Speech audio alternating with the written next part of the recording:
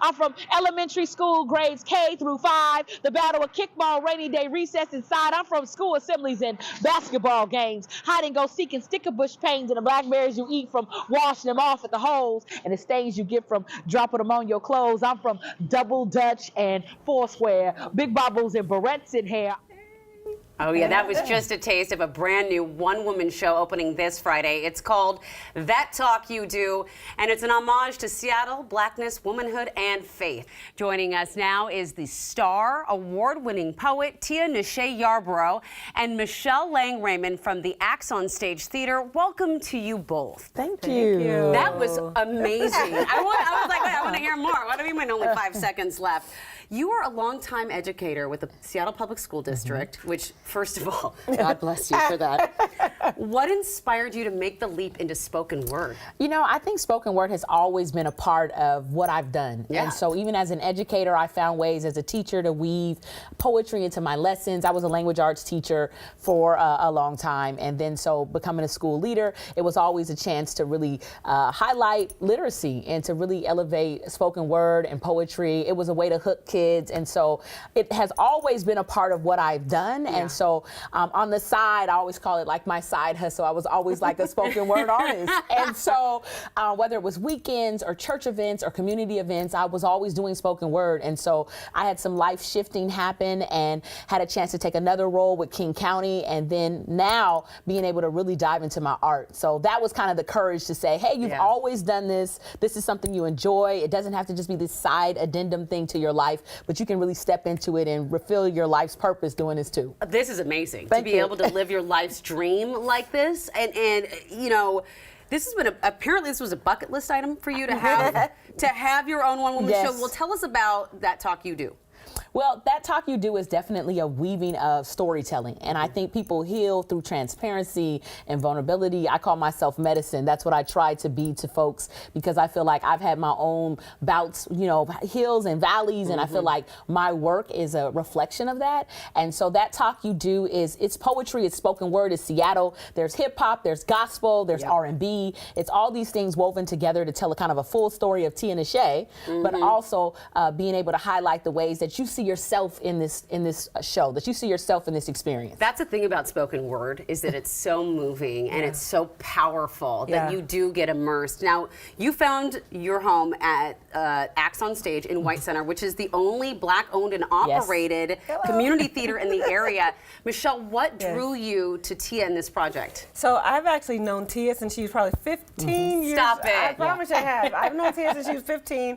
And when she first started being a spoken word artist, and so I've seen Tia like mesmerize audiences for decades, for years. She just turned 40. I think that's publicly known now. Happy birthday. And so I've seen her just mesmerize audiences for years. And so when she came to me and said, hey, can we weave my work into a one-woman show? I was like, absolutely. I grew up, I'm from the South. I've been here for a long time, but I grew up a little while in New Jersey.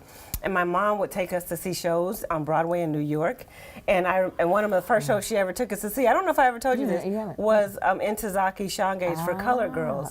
Was one of the first shows she ever took me to see. And so it's sort of like my eyes were open to like what could happen if a person like with powerful words and metaphor and energy could take the stage and just hold on to an audience like that.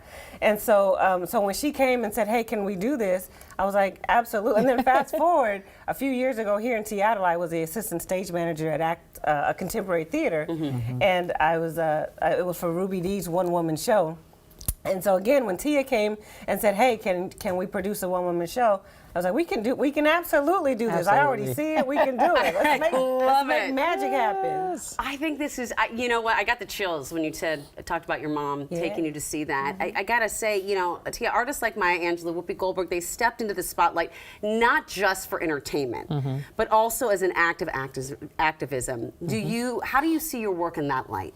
You know, I see myself as an activist. I think my work speaks to social justice, it speaks to spirituality, but but the centering of a black woman is an act of activism altogether.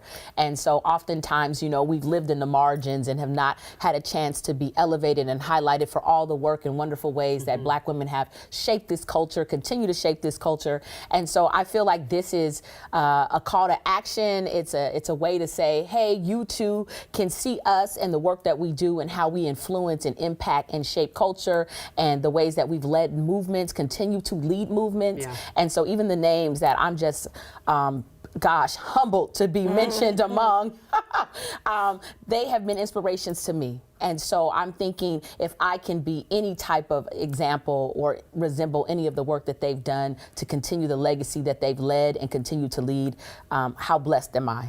You know what? Well, I know that you're going to continue to inspire, and you as well. I mean, you opened your theater during a pandemic. Yes. We did. You made it happen. Yes. So both of you inspiring women. And my last question is for both of you. What would you say to others who are ready but a little bit scared to take a risk on themselves? Yeah.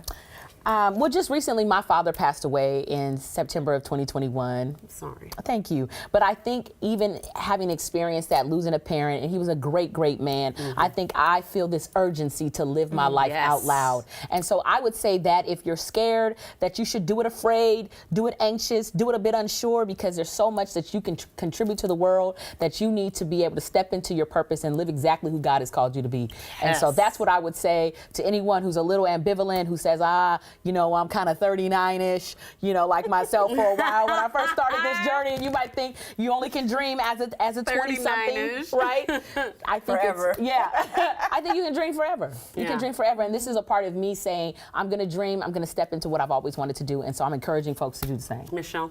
You know, I think, honestly, Tia doing this is an act of activism. So, you know, she said she didn't want to go on a cruise. She didn't want to just buy something else. She wanted the next thing for her to do was to do this show. And so I think this is sort of an activist moment for her.